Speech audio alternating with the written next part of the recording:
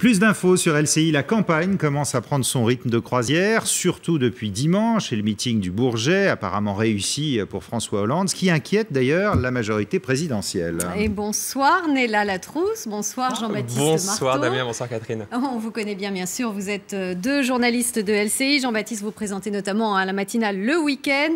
Alors, vous publiez ce livre, donc UMP, un univers impitoyable, qui vient de sortir chez Flammarion, avec cette image d'aileron de requin qui tournoie. C'est vraiment un univers si impitoyable que cela, un panier de crabes. C'est Dallas. Ouais, la politique est un univers impitoyable déjà. Alors c'est vrai qu'on en a beaucoup parlé au PS, on était presque habitué aux divisions au Parti Socialiste. On s'aperçoit qu'avec la succession qui se prépare déjà de Nicolas Sarkozy, parce qu'on sait qu'il ne pourra pas se représenter au-delà de 2017, donc il y a déjà une succession qui se prépare, et bien sûr qui dit succession, dit guerre de personnes, combat interne, et donc oui, donc il y a une guerre forte à l'UMP. Et ce qui est étonnant, vous nous avez dit qu'en fait, il n'y avait pas eu de livre sur l'UMP toutes ces dernières années. Non, c'est cela, le dernier livre sur le parti majoritaire, le parti de droite, qui en l'occurrence n'était pas dans la majorité en 99, c'était Au cœur du RPR, une enquête d'Éric Mandonnet. Et donc depuis, il y a eu tout plein de livres sur la gauche, mais aucun sur l'UMP. Comment s'est déroulée votre enquête? Les portes se sont ouvertes, les gens ont accepté de vous parler facilement? Pas tout de suite. Par exemple, quand on a contacté l'équipe de Jean-François Copé pour le rencontrer, au départ, on a eu un oui de principe, mais Jean-François Copé ne savait pas vraiment qui on était, ce qu'on voulait faire, si c'était sérieux. Donc, il a envoyé d'abord ses collaborateurs. On a vu toute son équipe pendant, ça a duré près de 3 mois. Et enfin, il nous a ouvert les portes de son bureau. On a pu le voir en tête à tête pendant plusieurs heures. Et là, il s'est livré petit à petit. Ça a mis du temps. Ça a mis du temps pour certains, et puis pour d'autres, il y avait juste pas le temps de nous voir. Et donc, il y a certains que malheureusement, on n'a pas vu faute de temps. Alors, après, est-ce qu'ils ne voulaient pas répondre ou est-ce que véritablement leur agenda était trop chargé? Ça, l'histoire le dira. Bon, ça vient tout juste de sortir ces derniers jours, mais apparemment, il y aurait déjà quelques réactions.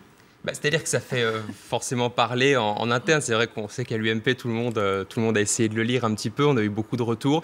Le commentaire qui revient le plus souvent et qui nous fait assez plaisir, c'est « Vous n'êtes pas tendre, certes, mais c'est honnête et c'est fouillé. » Nous, c'est ce qu'on voulait faire. C'était un travail honnête, mettre les choses sur la table, ne pas vouloir forcément sortir les petites histoires pour des petites histoires. C'est vraiment pour expliquer les choses qu'on a voulu raconter l'intérieur du parti. De l'organisation du parti, c'est pyramidal? Il y a Jean-François Copé au-dessus qui dirige tout ou il délègue? C'est un peu une organisation en silo. Alors, dans l'UMP, il y a l'équipe dirigeante, le noyau, entre guillemets, autour de Jean-François Copé, et il y a les secrétaires nationaux. Le vrai enjeu, c'est l'équipe dirigeante.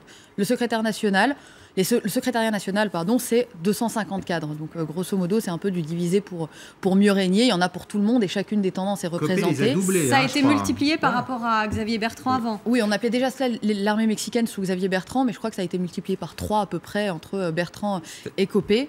Et ensuite, l'équipe dirigeante qui a été constituée. Jean-François Copé a réussi un coup de maître quand même, c'est d'aller prendre certaines personnes qui étaient complètement fillonistes à la base, par exemple Valérie Rousseau-Debord, qui était une députée issue de François Fillon, avec un suppléant qui était très filloniste. On rappelle Copé-Fillon sont les deux meilleurs ennemis. On peut dire ça, en tout cas. Adversaires, vraiment rien adversaires. Rien de personnel, disent-ils. Et par exemple, Copé a été donné des fonctions à Valérie Rousseau-Debord, lui a dit « Tu veux travailler, viens avec moi, je vais te donner des fonctions ». Et il s'est mis autour de lui toute une équipe maintenant dirigeante qui lui est complètement fidèle. On a vu des députés qui, avant de jurer que par François Fillon, et qui aujourd'hui ont trouvé en Jean-François Copé quelqu'un qui voulait les faire travailler. Et ce parti donc de Jean-François Copé, il est vraiment au service aujourd'hui de Nicolas Sarkozy. Est-ce qu'il peut vraiment compter dessus, surtout dans la situation actuelle? Jean-François Copé jure que oui. Ses meilleurs ennemis jurent que non, pas du tout, qu'en fait c'est une entreprise personnelle. Parce que là, on l'a vu aujourd'hui, les députés UMP doutent. C'est assez rigolo en fait, on se rend compte qu'il y a d'une part vraiment les proches de Copé qui vous expliquent mais que pas du tout, que tout le monde est mobilisé pour la victoire et que bien entendu Jean-François Copé n'a pas intérêt à ce que Nicolas Sarkozy perde et qu'il n'y a aucun calcul personnel.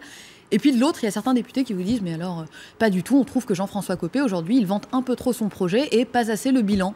Et c'est pour ça qu'on entend notamment François Fillon. Division à l'intérieur du parti. Exactement, et qu'on entend François Fillon dire aux militants n'ayez pas honte du bilan, allez le défendre. C'est une critique en creux du système Copé. Jusque-là, Jean-François Copé avait organisé des conventions pour vraiment travailler sur le projet du parti, etc. Et là, l'Élysée commence à se rendre compte que ça ne suffit plus, qu'il faut arrêter de faire un projet, des conventions qui ne servent à rien. Et maintenant, l'Élysée demande au parti d'uniquement d'aller riposter, d'aller défendre le bilan sur le terrain et d'arrêter un petit peu ces réunions. Et c'est par exemple pour ça que le grand raout qui est prévu samedi à la porte de Versailles va être en fait assez minimisé. Pourquoi ? Parce qu'il faut arrêter de parler du projet du parti. Il y aura le projet Nicolas Sarkozy dans quelques mois. Il faut maintenant défendre le bilan présidentiel. D'un mot, il s'y voit déjà Copé en 2017, et pas uniquement en se rasant. Au moins, il assume clairement. Lui, il l'a dit déjà depuis 2007. Il le dit, oui. J'ai envie d'être candidat à la présidentielle en 2017. Il a au moins l'honnêteté de le dire. On parle toujours de la langue de bois en politique. Au moins, il assume. UMP, un univers impitoyable chez Flammarion, enquête. Merci beaucoup d'être venu en parler sur LCI. Merci Néla Latrousse, merci Jean-Baptiste Marteau.